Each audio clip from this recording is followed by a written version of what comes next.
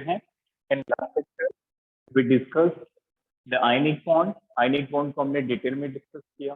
हालांकि आज के लेक्चर में भी हम आयनिक कंपाउंड की प्रॉपर्टीज डिस्कस करेंगे। तो लास्ट लेक्चर में हमने देखा कि आयनिक बॉन्ड बनता कैसे है और फिर हमने आयनिक बॉन्ड की कंडीशन पूछी। तो 3 कंडीशन से याद हो चुकी होगी सबको। पहली कंडीशन क्या थी? Valence electron.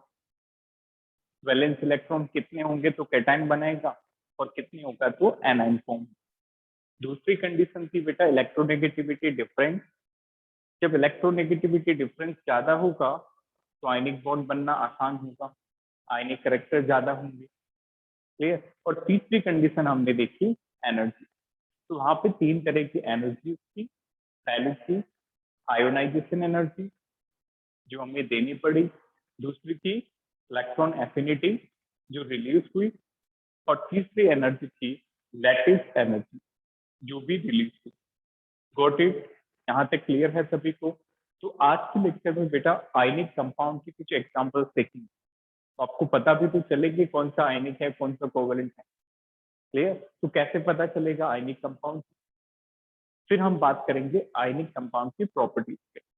Got it? तो right down this is examples of ionic compound. Examples of ionic compound. तो बेटा आयनिक कंपाउंड के एग्जांपल क्या क्या होंगे? बहुत ही आसान है। याद रखना एस ग्रुप एलिमेंट के जो भी बाइनरी कंपाउंड। अब एस ग्रुप तो समझ आया, ये बाइनरी क्या है? बाइनरी का मतलब होता है बेटा जो दूसरे एलिमेंट के साथ, 2 एलिमेंट मिलके जब कंपाउंड बनाएंगे तो binary compound. Got it? Binary का मतलब 2 होता है, टर्नरी का मतलब केमिस्ट्री में 3 होता है, क्वाटरनरी का मतलब 4 होता है। तो जो भी एस ब्लॉक के बाइनरी कंपाउंड, यदि एस ब्लॉक जो है वो किसी और एलिमेंट के साथ मिलकर कंपाउंड बनेगा तो हमेशा आयनिक बनेगा। कुछ एक्सेप्शन है बट ज्यादातर आयनिक होंगे। तो पहला example binary compound. Binary compound of S block element, of S block element except किसको छोड़ के? लिथियम और मैग्नीशियम को छोड़ के। Except lithium and magnesium are ionic in nature, are ionic in nature। इसका मतलब क्या हुआ कि जो भी एस ब्लॉक के बाइनरी कंपाउंड है वो सारे आयनिक हैं। क्लियर। किसको छोड़ के? लिथियम और मैग्नीशियम। ये आयनिक नहीं होंगे बेटा, ये कोवेलेंट होंगे। ये क्या होंगे? कोवेलेंट होंगे। लिथियम और मैग्नीशियम अपने ब्लॉक में एक्सेप्शन। क्लियर। बाकी सारे एस ब्लॉक के एलिमेंट तो आयनिक कंपाउंड बनाएंगे बट लिथियम मैग्नीशियम कोवेलेंट बनाएंगे। क्लियर। इनमें एक्सेप्शन में लिख लेंगे they form covalent compound, form covalent compound. ठीक है। तो अब देखो एग्जांपल देखते हैं। सबसे पहला बाइनरी कंपाउंड में देखो हम देखते हैं मेटल ऑक्साइड। मेटल ऑक्साइड ध्यान से देखेंगे क्या फॉर्मूला होगा, इससे कंफ्यूज नहीं होना है। अब मेटल ऑक्साइड, ये एस ब्लॉक के सारे बाइनरी कंपाउंड आयनिक है। हमने सबसे पहला बाइनरी कंपाउंड क्या उठाया? ऑक्साइड। ओके। देखो बेटा ग्रुप 1 जो होते हैं, ग्रुप 1 एलिमेंट क्या था? Group 1 lithium, sodium, potassium, rubidium, caesium etcetera. Francium भी होता है। फ्रेंशियम रेडियो एक्टिव होता है इसलिए उसकी स्टडी नहीं करते। ठीक है। तो देखो lithium, sodium, potassium, rubidium, caesium, इन सभी की ऑक्साइड जो है वो आयनिक होगी।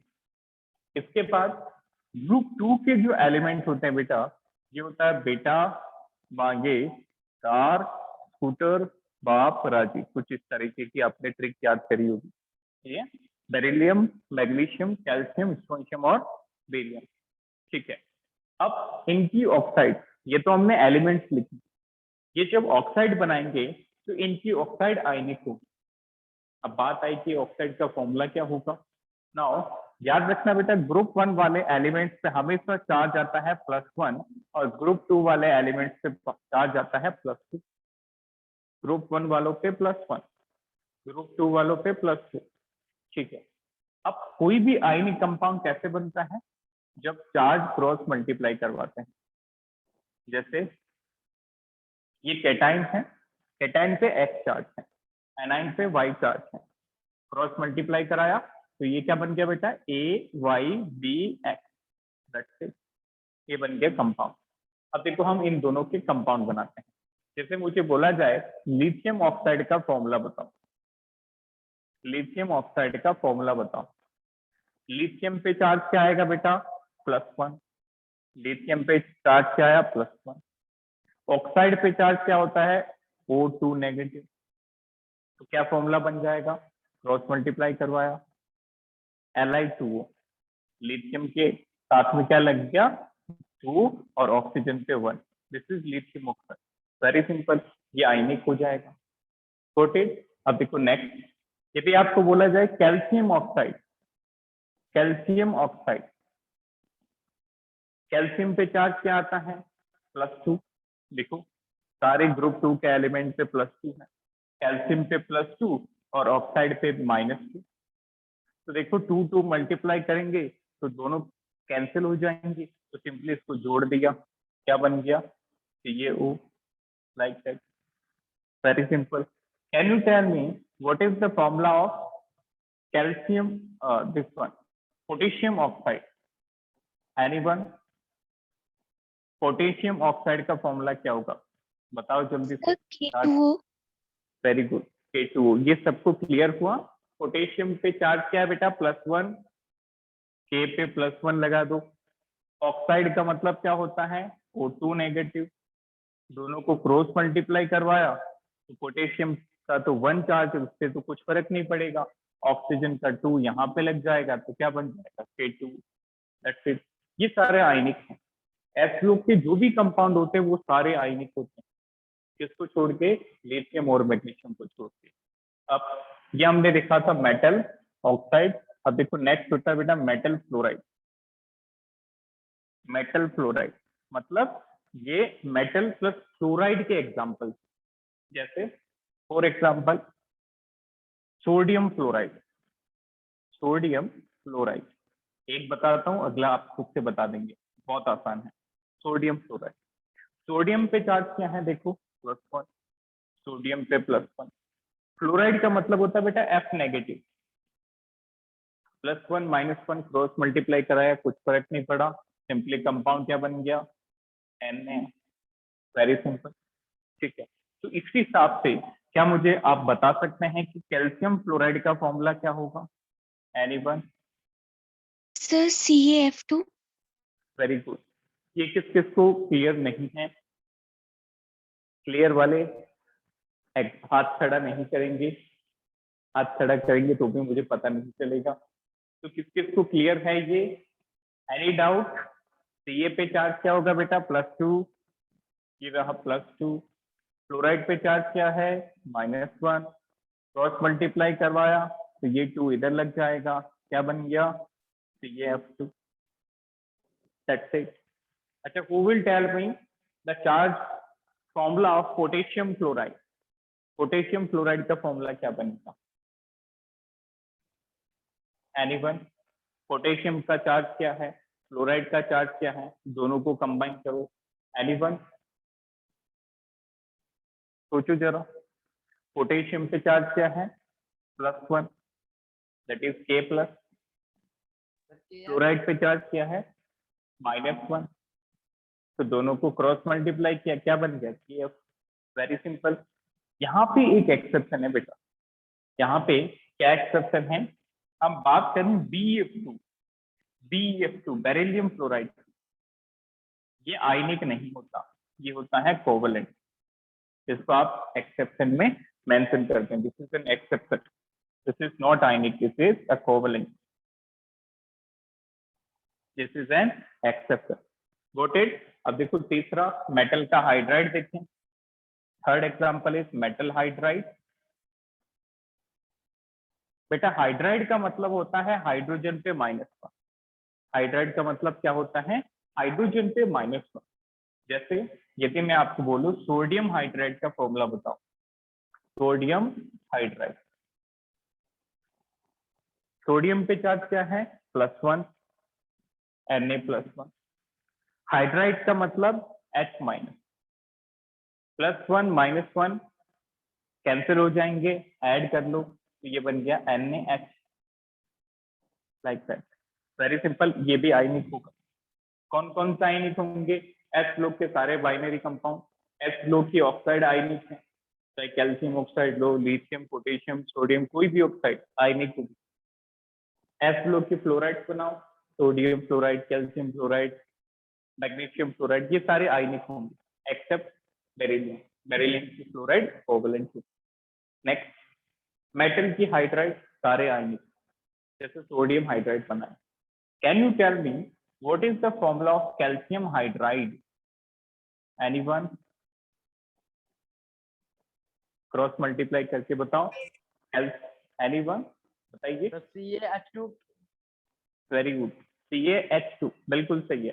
देखो बेटा, Ca का मतलब कैल्शियम +2, हाइड्राइड का मतलब H-, क्रॉस मल्टीप्लाई करवाया तो ये 2 इधर आ जाएगा, ये 1 इधर आ जाएगा, तो क्या बन जाएगा, CaH2। This is calcium hydride. Got it? तो पहली मेजर में आपको पूछा जाए कि आयनिक कंपाउंड कौन सा है, तो पहला F लोग के सारे कंपाउंड आयनिक, S लोग की ऑक्साइड आयनिक, S लोग की हाइड्राइड आयनिक, S लोग की fluoride ionic.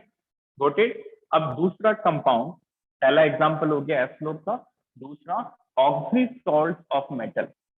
Oxy salt of metal are ionic in nature.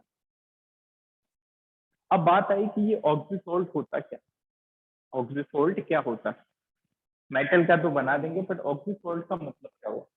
बेटा, किसी भी सॉल्ट में इस तरह की यूनिट, इस तरह की ऑक्सीजन कंटेनिंग एनाइन, जैसे CO3 नेगेटिव, इसको बोलते हैं कार्बोनेट। क्या बोलते हैं? Carbonate ion. ठीक है। SO4-2, इसको बोलते हैं सल्फेट आयन। क्या बोलते हैं? Sulphate ion. Next, PO4-3, PO4-3, that is known as phosphate ion.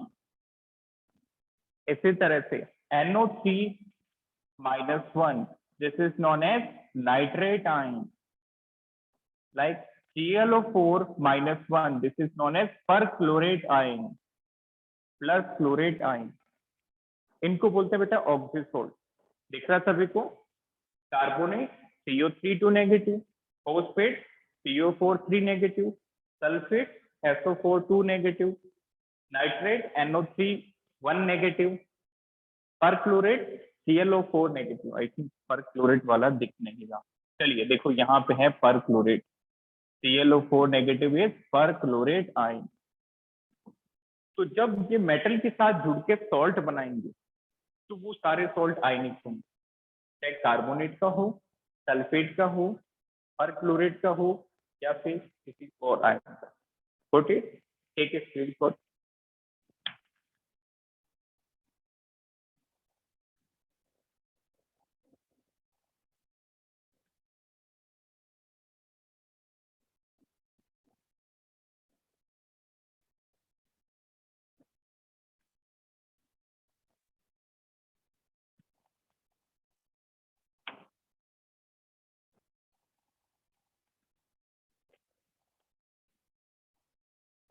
देखा सभी ने? चलिए, तो ये आयनिक कंपाउंड के एग्जांपल हो गए। तो जो सबसे दो इंपॉर्टेंट बातें हैं, क्या हुई? पहली बात, एफ ब्लॉक के सारे कंपाउंड आयनिक होते हैं, कुछ कुछ एक्सेप्शन हमने सीखे। दूसरी बात क्या थी बेटा? जो भी ऑक्सी सॉल्ट है मेटल के, वो सारे आयनिक होते हैं। अब देखो, ऑक्सी सॉल्ट का एग्जांपल आपको बताते हैं। What is the example of oxy salt?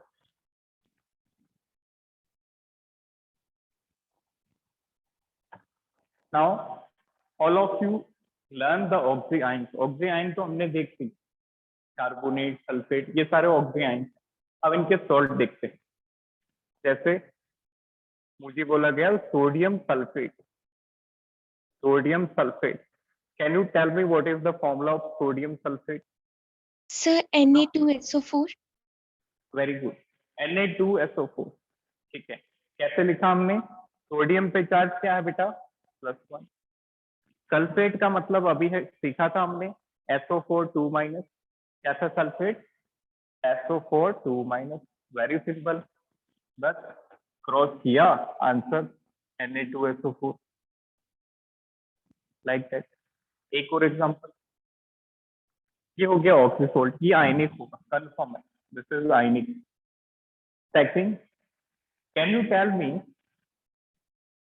What is the formula of potassium carbonate?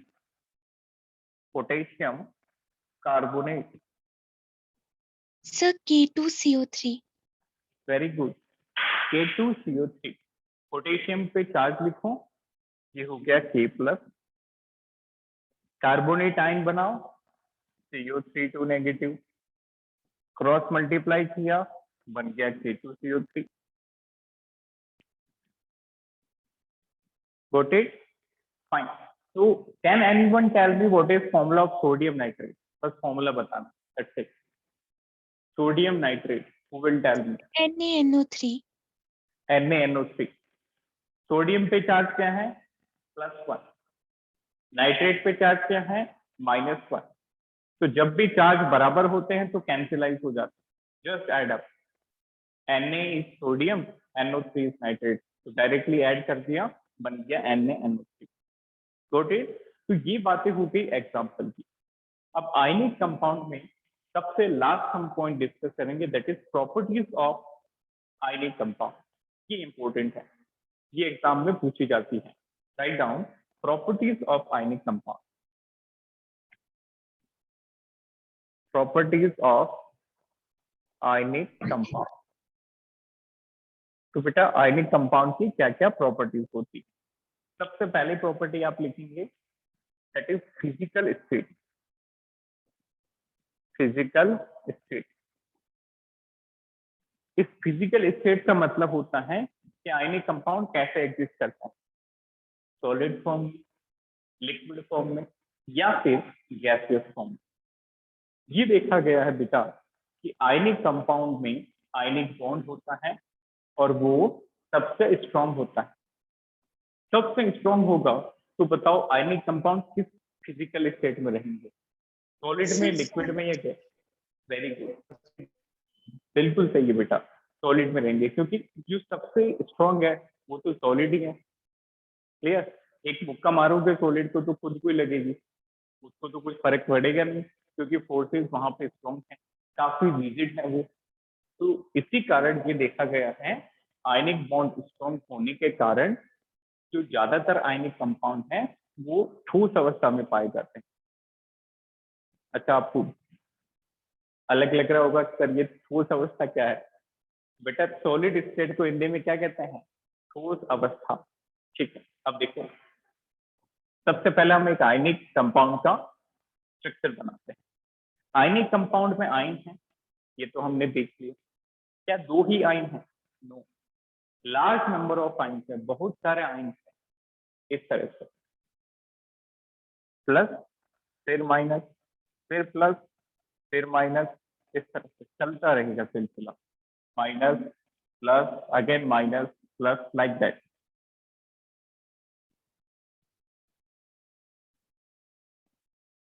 इस तरह से this is plus minus and this is plus.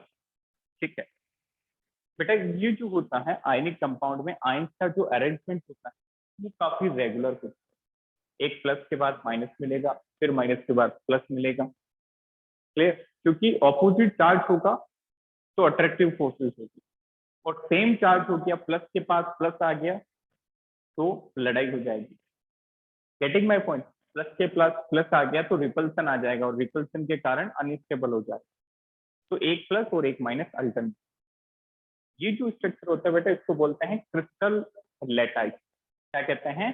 Crystal lattice, या फिर lattice system. Noted, this is known as lattice, ionic lattice, ionic lattice,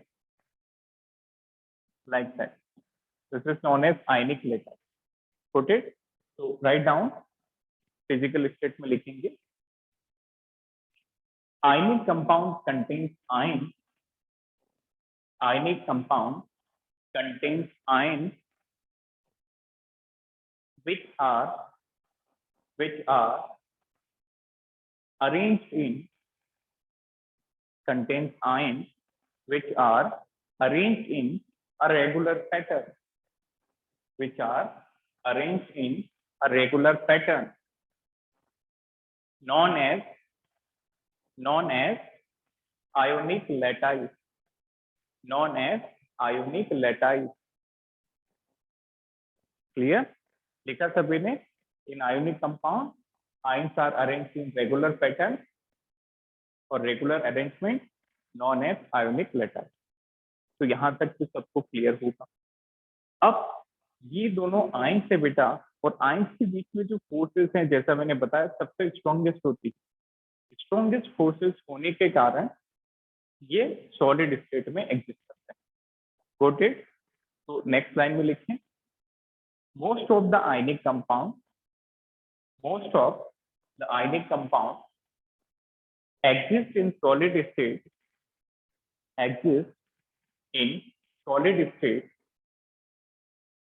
because of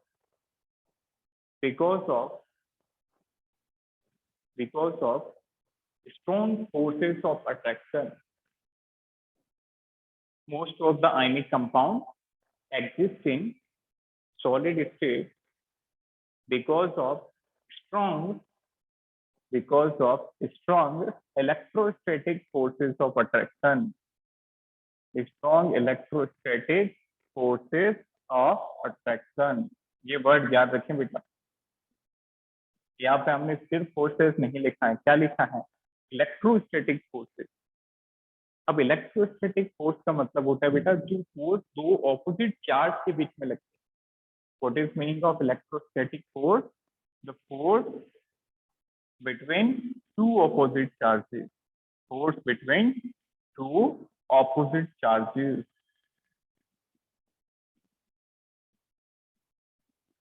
Like that. तो ये reason होता है कि आयनिक बॉन्ड सॉलिड स्टेट में exist.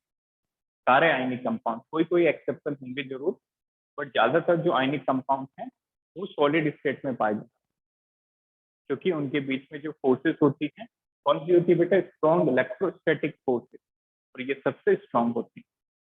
Fine. Next, second point, they have high melting point and boiling point. Write down second property. They have, ionic compound have high melting point and boiling point. High melting point and boiling point. तो इसका reason क्या होगा? Can anyone explain? इनके melting point और boiling point high क्यों है? सबका reason एक ही होगा. सोचो. सर क्योंकि इनके बीच में इलेक्ट्रोस्टैटिक फोर्सेस ज्यादा और एनर्जी ज्यादा रिक्वायर होगी उन फोर्सेस को तोड़ने.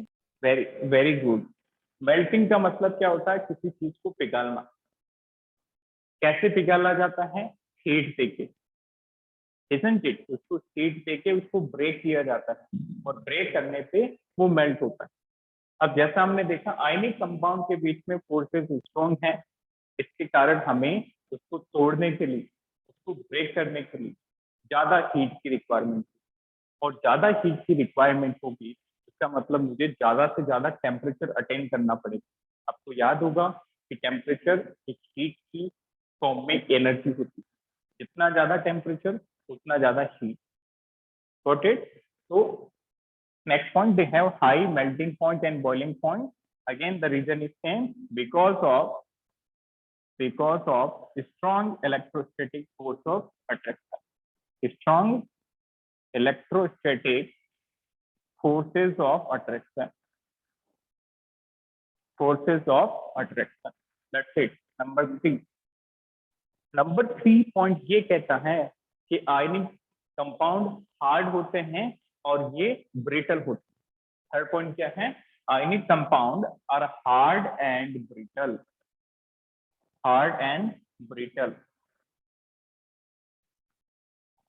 अच्छा, ब्रिटल वर्ड हमने क्लास 9-10 में खूब पढ़ा है। ब्रिटल का मतलब क्या होता है? किसी भी कंपाउंड को जब आप ब्रेक करते हो, बीट करते हो, तो यदि वो पाउडर में ब्रेक हो जाए तो हम उसको ब्रिटल कहते हैं। यदि वो थिन शीट में कन्वर्ट हो जाए तो हम उसको मेलिएबल कहते हैं। तो आपको याद होगा बेटा कि जो मेटल्स होते हैं वो तो मेलिएबल होते हैं, उनको यदि बीट करोगे तो वो एक्सपेंड हो जाएंगे, ठीक। बट आयनिक कंपाउंड में ये देखा गया है, जब आप आयनिक कंपाउंड को ब्रेक करोगे तो उनका पाउडर बन जाएगा, वो ब्रेक हो जाएंगे, वो एक्सपेंड नहीं होंगे। जैसे एक बिल्कुल सिंपल सा एग्जांपल, जैसे घर में जो नमक होता है, कोई भी नमक, जैसे काला नमक या फिर सेंधा नमक, जब आप नमक मतलब सॉल्ट, सॉल्ट मतलब आयनिक कंपाउंड, बात खत्म। सॉल्ट जहां भी मिले तो सबसे पहला दिमाग में आना चाहिए कि बेटा ये आयनिक होगा, क्योंकि सोल्ट का मतलब ही कैटायन और एनायन होता है, और कैटायन एनायन होता मतलब आयनिक कंपाउंड होता है, ठीक है। जब भी आप किसी सोल्ट को बीट करते हो, जैसे कोई भी आपने सोल्ट लिया उसको बीट करना स्टार्ट किया, तो जल्दी से उसका क्या बन जाएगा? पाउडर, या फिर वो एक्सपेंड होगा पाउडर में। इसका मतलब आयनिक कंपाउंड ब्रिटल है। तो right down, on applying, on applying external forces, on applying external forces, ionic compound will break down, will break down। तो जब हम एक्सटर्नल फोर्सेस अप्लाई करेंगे बेटा, आयनिक कंपाउंड जो है वो क्या होंगे? ब्रेक हो जाएंगे। Because because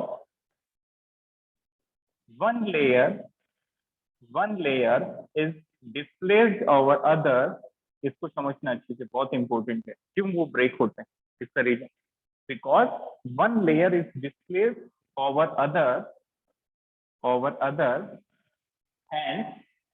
hence attractive forces converted to repulsive forces, hence attractive forces converted to repulsive forces, repulsive forces। इसको एग्जांपल से समझ, देखो बेटा, ब्रिटल और हार्ड का मतलब तो सभी को क्लियर है। जब हम इनको बीट करेंगे या फिर एक्सटर्नल फोर्स लगाएंगे तो ionic compound will break down, टूट जाएंगे। Because one layer is displaced over other, एक लेयर दूसरी लेयर पे डिस्प्लेस हो जाएगी, उसके कारण क्या होगा? अट्रैक्टिव फोर्सेस रिपल्सन में कन्वर्ट हो जाएगी। अब इसको डायग्राम से समझ, ध्यान से देखेंगे। जैसे सबसे पहले मैंने एक लेयर बनाई 3 आयन की या 4 आयन की, चलो 4 आयन, इस प्लस के नीचे माइनस है, इस तरह से ऑपोजिट आयन जुड़े हैं आपस में, लाइक दैट। दिख रहा सभी को? अभी तो अट्रैक्टिव फोर्सेस, क्योंकि ऑपोजिट आयन है। यहाँ पे क्या है? Attractive forces, attractive forces. जब आप इसको बीट करोगे तो क्या होगा? एक लेयर डिस्प्लेस हो जाएगी, तो इस बार सेम आयन पास पास आ जाएंगे, देखना ध्यान। ये मैंने फिर से लेयर बनाई, नीचे वाली लेयर हमने डिस्प्लेस नहीं की है, हमने ऊपर वाली डिस्प्लेस की है, थोड़ा सा आगे जाएगी। तो देखो माइनस के साथ एक लेयर, माइनस प्लस के साथ plus, minus plus, like that. Now this is converted to repulsive forces, this is converted to repulsive forces. और जहां जहां रिपल्सन आता है वहां वहां तोड़ताड़ होता है, दैट मीन्स ब्रेक डाउन होता है। क्लियर? कोई भी कंपाउंड कहीं पे भी रिपल्सन आ जाए तो क्या होता है? वो ब्रेक डाउन हो जाता है। तो आयनिक कंपाउंड के अंदर जब पहले अट्रैक्टिव फोर्सेस थी, आपने उसको बीट किया, बीट करने से लेयर डिस्प्लेस हुई, लेयर डिस्प्लेस होने से रिपल्सन आया, और रिपल्सन के आने से ये ब्रेक डाउन, इसके टुकड़े टुकड़े हो जाएंगे, लाइक दैट। क्लियर? तो ये कुछ प्रॉपर्टीज थी, कुछ और हैं, will discuss one by one. तो take a screen.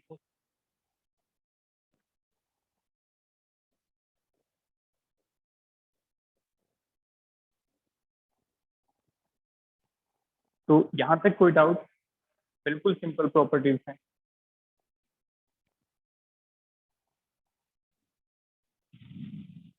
Any doubt up to this? तो पहले प्रॉपर्टी थी फिजिकल स्टेट, उसमें हमने सीखा आयनिक कंपाउंड सॉलिड स्टेट में एग्जिस्ट करते हैं।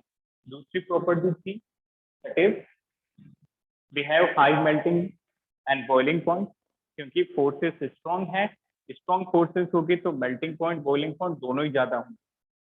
फिर तीसरी चीज ये हार्ड और ब्रिटल होते हैं, क्योंकि जब हम उनको बीट करते हैं तो ये ब्रेक डाउन हो जाते हैं। ब्रेक क्यों होते हैं?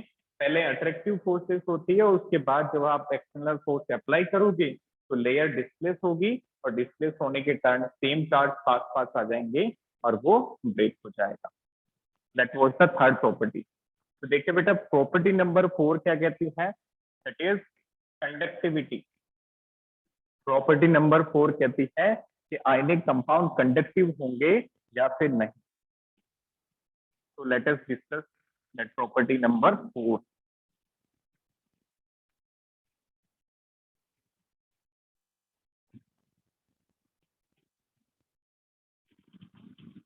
तो right down fourth property that is conduction और कंडक्टिविटी। कंडक्टिविटी। तो can you suggest ionic compound जो होंगे वो कंडक्टिव होंगे या नहीं? एनीवन सोचिए। आयनिक कंपाउंड में फोर्सेस स्ट्रॉन्ग है, स्ट्रॉन्ग फोर्सेस के कारण क्या आयन कंडक्टिव होंगे? एनीवन अपना अपना पॉइंट रखिए, फिर डिस्कस करेंगे। सोचो बेटा, कंडक्शन के लिए दो बातें इंपॉर्टेंट है। पहली बात, या तो आपके पास इलेक्ट्रॉन है वो कंडक्शन करते हैं, या फिर आपके पास आयन। इलेक्ट्रॉन की वजह से भी कंडक्शन होता है और आयन की वजह से भी कंडक्शन होता है। अब यहाँ पे इलेक्ट्रॉन वाली बात तो है नहीं, इलेक्ट्रॉन वाली बात होती है मेटल। मेटल के पास ढेर सारे इलेक्ट्रॉन होते हैं तो वो इलेक्ट्रॉन की वजह से करते हैं। यहाँ पे बात हो रही है आयन, तो ये कंडक्टिव होंगे आयन की वजह से। ठीक है, अब आयन भी दो फॉर्म में मिल सकते हैं, एक तो सॉलिड की फॉर्म में टाइट पैकिंग के साथ, और एक मोल्टन स्टेट में पिघले हुए मोल्टन मेटल की फॉर्म। तो किस स्टेट में ये कंडक्टिव होंगे? तो याद रखना बेटा, सॉलिड स्टेट में आयनिक कंपाउंड कंडक्टिव नहीं होता, क्योंकि आयन की जो पैकिंग होती है वो काफी क्लोज होती है और अट्रैक्टिव फोर्सेस काफी हाई होते हैं। तो जो आयंस है वो रिलेटिव मोमेंट स्टोर नहीं करते, आयंस हिल ही नहीं पाते एक जगह से दूसरी जगह से, तो वो कंडक्टिव नहीं होंगे। बट यदि मैं उनको मेल्ट कर दूं, मेल्ट करेंगे तो आयंस फ्री हो जाएंगे और फ्री होने के कारण वो कंडक्शन शो करेंगे। या फिर मेल्ट करूं या फिर मैं उसको पानी में घोल दूं, पानी में घोल दिया तो भी वो स्प्लिट हो जाएंगे, दोनों आयंस अलग हो जाएंगे, क्योंकि वाटर के पास ऐसी क्षमता है ताकि वो अपनी तरफ अट्रैक्ट कर सकता है और आयंस को अलग कर सकता है। क्लियर? अब जैसे फॉर एग्जांपल बी प्रैक्टिकल, जैसे घर पे जो नमक होता है, आप एक सूखा नमक लो एकदम जिसमें ह्यूमिडिटी नहीं होनी चाहिए। ये एक्सपेरिमेंट करना नहीं है, बस थोड़ा सा सोचना है। एक्सपेरिमेंट कर लिया तो हो सकता है उल्टा पड़ जाए। ठीक है, देखें तो सॉल्ट है हमारे पास और that is totally dry salt. इसमें हमने एक तरफ से करंट पास किया, मतलब कोई भी तार का जो है वो हिस्सा डाल दिया, दूसरी तरफ हाथ लगा के देख, करंट आएगा? नहीं, क्योंकि सॉल्ट सूखा है। सूखा है मतलब सॉलिड स्टेट में, सॉलिड में उसके पास फ्री आयंस नहीं। बट मान लो एक सॉल्ट का सॉल्यूशन है पानी में घुला हुआ NaCl, जब पानी में डिजोल्व होगा और यदि आपने वो एक्सपेरिमेंट रिपीट कर दिया तो बचना मुश्किल हो जाएगा। दैट मीन्स सोल्ट का एक्वस सॉल्यूशन इतना ज्यादा कंडक्टिव होता है, दैट इज अनरियल, मतलब सोच नहीं सकते। क्लियर? तो इसमें मेंशन करेंगे सॉलिड स्टेट में ये नॉन कंडक्टिव होते हैं, आयनिक सॉलिड और ionic compound are poor conductor, are poor conductor in solid state as ions are not free to move, as ions are not free to move, क्योंकि ions movable नहीं होते, free to move, but next point लिखेंगे, but they are good conductor in molten state or aqueous state, तो या तो वो molten phase में हो, पिघले हुए, तो भी आयन फ्री होगा, या फिर उनका एक्वस हो, मतलब पानी का घोल, गेटिंग माय पॉइंट, सॉल्ट का सॉल्यूशन, तो भी उनके पास फ्री आयन होंगे। Got it? तो ये काफी इंपॉर्टेंट पॉइंट है। आपको लगेगा पहले नजर में कि आयनिक कंपाउंड गुड कंडक्टर, तो बेटा यदि आपने गुड कंडक्टर पे टिक कर दिया तो वो पार्शियली करेक्ट है, that is not correct. They are good conductor in only either molten state और इन एक्वस स्टेट। मोल्टन का मतलब पिघला हुआ और एक्वस का मतलब पानी में घुला हुआ। Got it? यदि ये नहीं पता है तो इसको आप मेंशन कर लें। एक्वस स्टेट का मतलब होता है एनीथिंग डिसॉल्व्ड इन वाटर, किसी को भी पानी में घोले तो उसको बोलते हैं aqueous solution. That was fourth property. Fifth property लिखेंगे, ionic reaction are generally fast as they involve ions। इसका मतलब क्या हुआ कि ये जो आयनिक कंपाउंड जब रिएक्शन करेंगे ये काफी फास्ट होगी बेटा, क्योंकि यहाँ पे क्या होता है, यहाँ पे आयंस प्रेजेंट होते हैं। एक होता है पॉजिटिव आयन, दूसरा होता है नेगेटिव आयन। तो ये कब मिलते हैं और कब बिछड़ते हैं कोई पता नहीं चलता। व्हाट आई मीन टू से, क्योंकि आयंस जो होते हैं वो यदि ऑपोजिट चार्ज तो एकदम से अटैच हो जाएंगे, that will take very less time. इसलिए कहा जाता है कि आयनिक कंपाउंड की जो रिएक्शन है वो काफी फास्ट होगी। दैट मीन्स फॉर एग्जांपल एक रिएक्शन देखें तो this is AgNO3 plus NaCl। ये AgNO3 का नाम है सिल्वर नाइट्रेट और NaNO3 का नाम है सोडियम क्लोराइड।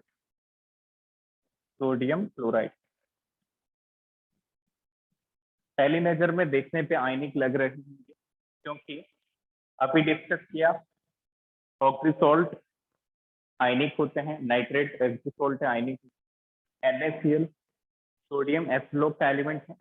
एस लोग के सारे कंपाउंड ज्यादातर क्या होते हैं, आयनिक।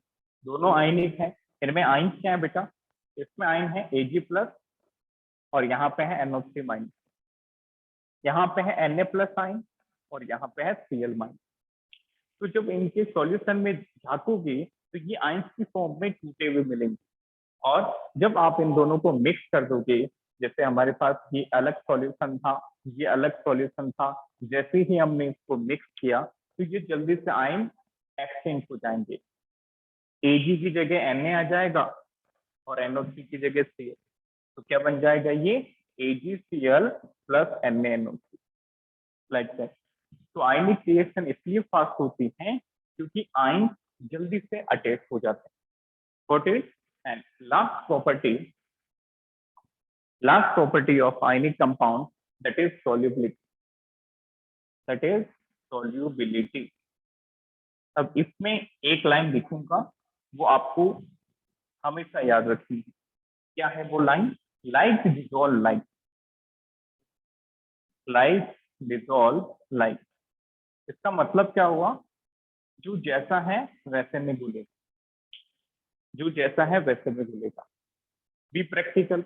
यदि इसको हम डेली लाइफ में अप्लाई करें तो डेली लाइफ में जो बदमाश है, जो नोटोरियस बच्चा है, उसकी वैसे बच्चों से ही बनेगी। और जो पढ़ाई वाला है जैसे आप लोग, क्लियर, जैसे पढ़ाई वाले जो बच्चे हैं वो जनरली फ्रंट डेस्क पे मिलेंगे और आपस में जो उनका कॉन्वर्सेशन होगा वो एजुकेशन से रिलेटेड ही होगा कि तुम्हारे कौन सा चैप्टर चल रहा है, तुम्हारे कैसे मार्क्स आ रहे हैं, तुमने कौन सा फॉर्म डाला, अब कौन सा फॉर्म डालोगे। तो every discussion is related to academic. Got it. तो इसी तरह से कंपाउंड का भी यही नेचर होता है, लाइक डिजोल्व लाइक, जो जैसा है वैसे में घुलता है। मतलब कोई कंपाउंड पोलर है तो वो पोलर सॉल्वेंट में घुलेगा, कोई कंपाउंड नॉन पोलर है तो वो नॉन पोलर सॉल्वेंट में डिसोल्व होगा। Getting my point. अब देखो आयनिक कंपाउंड, आयनिक कंपाउंड का मतलब है ऑपोजिट आयन, एक होगा कैटायन, दूसरा होगा एनायन। इसका मतलब ये तो पोलर हुआ, आयनिक कंपाउंड में ऑपोजिट चार्जेस हैं, इसका मतलब ये पोलर है। तो आयनिक कंपाउंड पोलर सॉल्वेंट में ही घुलेंगे। यदि आपने नॉन पोलर सॉल्वेंट में उनको घोला तो वो डिसॉल्व नहीं होंगे। Got it. So this is very important. अब बात आई polar solvent non polar solvent कैसे पता चलेगा, कोई एग्जांपल है क्या। तो यहाँ पे सबसे पहले हम सॉल्वेंट को क्लासिफाई कर देते हैं बेटा। जो सॉल्वेंट होते हैं वो दो तरह के होते हैं। एक होता है पोलर सॉल्वेंट जिसके पास प्लस माइनस चार्ज होता है, सेपरेशन होता है, और एक होता है नॉन पोलर सॉल्वेंट। तो देखो अभी के लिए आप चार एग्जांपल याद रखो। पहला एग्जांपल है बेटा पोलर के अंदर वाटर, वाटर बहुत ही अच्छा पोलर सॉल्वेंट। दूसरा एग्जांपल है अल्कोहल, दिस इज वाटर, ये पोलर होता है, और अल्कोहल ये भी पोलर होता है। ठीक है।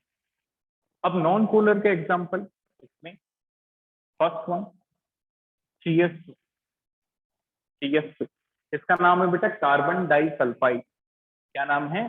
Carbon disulphide.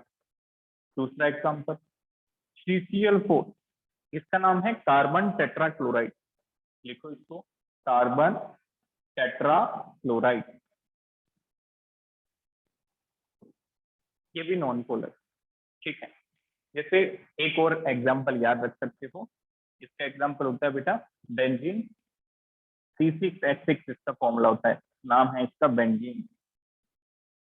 ठीक है, यहाँ तक क्लियर हुई। अब इस लाइक डिसॉल्व लाइक का मतलब क्या है इसको मेंशन करें। That mean polar compounds are soluble in polar solvent। polar compounds are soluble in polar solvent, in polar solvent। Polar compound polar solvent में सॉल्युबल होंगे, और जो नॉन पोलर कंपाउंड है वो नॉन पोलर सॉल्वेंट में soluble होंगे। आई बात समझ में। जैसे फॉर एग्जांपल यदि मैं बोलूं NaCl is soluble in water, is it correct? NaCl is soluble in water, is it correct? How many of you think क्या NaCl पानी में घुल जाएगा? Yes sir. Yes sir. Very good. क्योंकि NaCl क्या है बेटा, ये आयनिक कंपाउंड है और इसमें आयन है, इसका मतलब ये पोलर, ये पोलर है। अब चेक करो क्या हमने इसको पोलर सॉल्वेंट में ही घोला है? बिल्कुल, वाटर जो है वो पोलर है, ये पोलर है, तो NaCl पानी में घुल जाए। यदि मैं आपको बोलता कि हमने KCl को, KCl एक सॉल्युबल, इसको हमने घोला है CH2 के अंदर, एक सॉल्युबल इन CH2, क्या ये सही है? No. No sir. Very good. क्योंकि जो CH2 बेटा वो किस तरह का सॉल्वेंट है, वो नॉन पोलर सॉल्वेंट। तो नॉन पोलर को मैं नॉन पोलर में डालता तो वो घुल जाता, बट जब हमने पोलर को नॉन पोलर में डाल दिए हैं, this is not soluble, like that. तो ऐसे पता चलता है। Got it. तो ये प्रॉपर्टीज बेटा हर एक कंपाउंड में वैलिड होगी, जो जैसा है वैसा घुलेगा। आयनिक है तो पोलर होगा और पोलर सॉल्वेंट में डिसॉल्व होगा। यदि कोवेलेंट है तो वो नॉन पोलर होगा और वो नॉन पोलर सॉल्वेंट में डिसॉल्व होगा। ये कुछ एग्जांपल्स हैं, इनको आप याद रखें। Got it. Take it screen.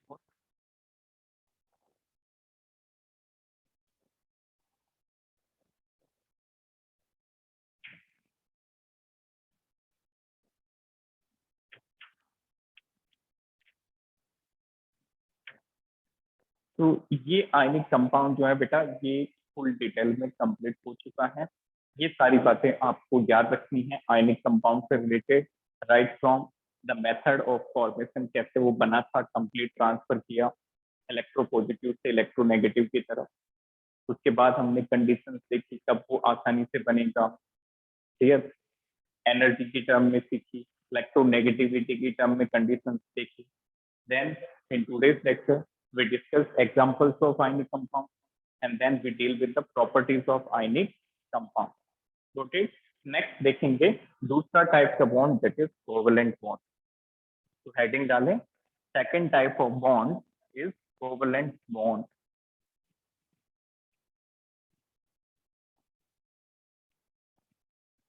तो कोवेलेंट बॉन्ड में जो प्रॉपर्टीज होगी बेटा, ये आयनिक बॉन्ड से जस्ट ऑपोजिट, मतलब आयनिक बॉन्ड जो है जो प्रॉपर्टीज शो करता है उससे जस्ट ऑपोजिट होगी कोवेलेंट, क्योंकि कोवेलेंट बॉन्ड उतना स्ट्रॉन्ग नहीं होता जितना आयनिक बॉन्ड होता है।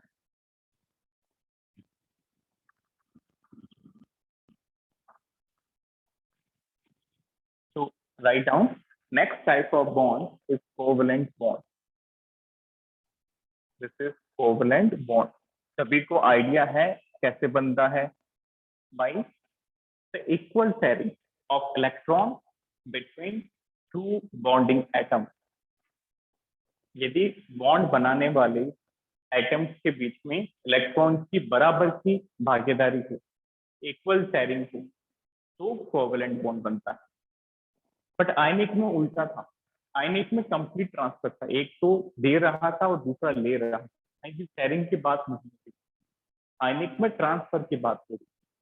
Got it? जैसे for example if we talk about formation of bond between chlorine F2 molecule को देख,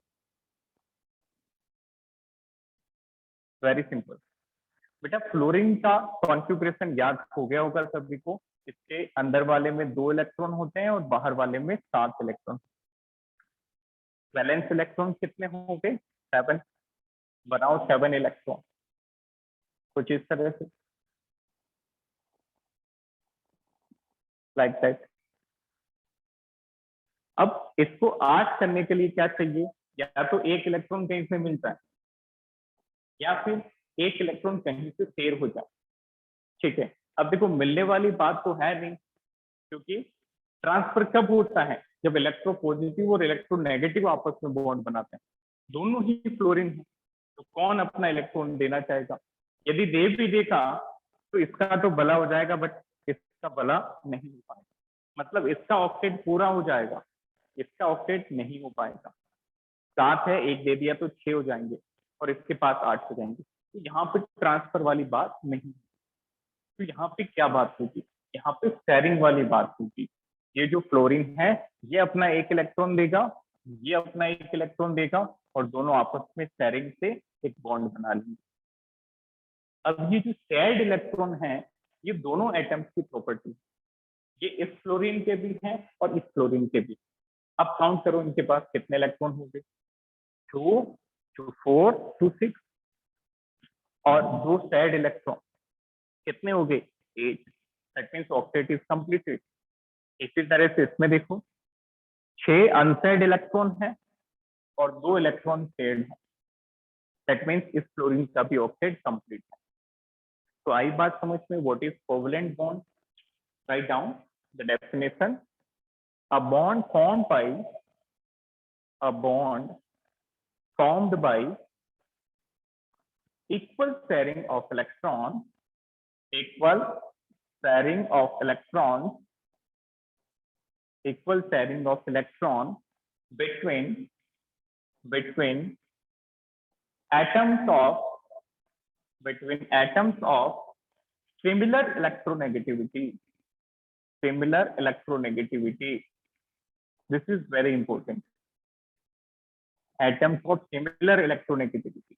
याद करो, यदि इलेक्ट्रोनेगेटिविटी सिमिलर नहीं है, इलेक्ट्रोनेगेटिविटी अलग अलग हो जाएगी, तो एक का नेचर होगा डोनेशन का और दूसरे का नेचर होगा गेन का, तो उस कंडीशन में आयनिक बॉन्ड बन जाएगा। बट हम चाहते हैं यहाँ पे शेयरिंग हो, तो शेयरिंग के लिए बेटा क्या कंडीशन होगी? सिमिलर इलेक्ट्रोनेगेटिविटी यहाँ पे रिक्वायर्ड होगी। Got it? अब नेक्स्ट पॉइंट याद रखना, जो इलेक्ट्रॉन पेयर होते हैं वो दोनों की प्रॉपर्टीज होती है। Write down, paired electrons are properties of are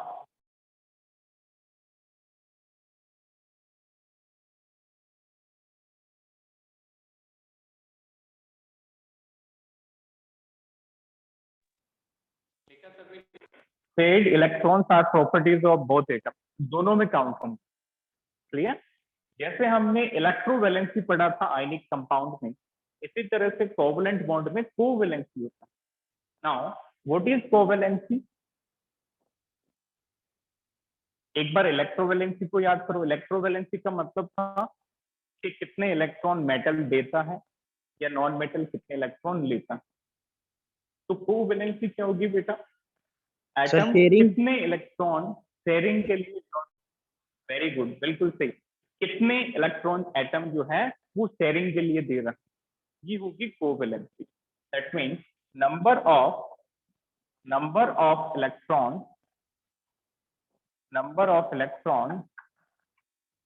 donated for sharing, donated और available for sharing, कितने इलेक्ट्रॉन जो है वो शेयर करेगा, वो होती है कोवैलेंसी। या फिर इसको दूसरी लैंग्वेज में कहें तो it is the number of covalent bond form, number of covalent bond form, कितने कोवैलेंट बॉन्ड बनेंगे, वही होती है इसकी कोवैलेंसी। यहाँ पे देखो, what is the covalency of fluorine, anyone? Sir 1। Very good, एक इलेक्ट्रॉन दे रहा है, एक बॉन्ड बन रहा है, तो कोवैलेंसी 1 हो गई। कोवैलेंसी इज 1, इसके भी 1 तो इसके भी 1। Got it? जैसे ऑक्सीजन का मॉलिक्यूल देखो, दैट इज इंटरेस्टिंग। ऑक्सीजन को देखो, 2 ऑक्सीजन लाए पास थे, ऑक्सीजन के पास इलेक्ट्रॉन होते बेटा 2n6।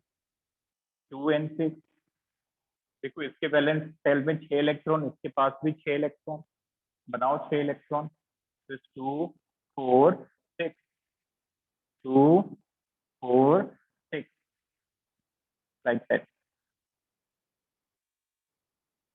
Fine. So can you tell me oxygen कितने इलेक्ट्रॉन चेंज करना चाहेंगे ताकि उनका ऑक्टेट पूरा हो जाए? सोचो। Sir 2 electron. सर 2। बिल्कुल सही है। दोनों ऑक्सीजन क्या करेंगे, 6 तो इनके पास है, यदि किसी तरह से इनके पास 2 और आ जाए तो वो स्टेबल हो जाएंगे, ऑक्टेट कंप्लीट हो जाएगा। तो they will share 2 electron each to form 2 bonds. Now can you tell me what is the covalency of oxygen? Sir 2। Sir 2। Covalency of oxygen कितनी हो जाएगी? 2, क्योंकि यहाँ पे कितने बॉन्ड बने हैं? 2। टोटल। इसके बाद कल से हम कंटिन्यू करेंगे कोवैलेंट बॉन्ड। Take screenshot.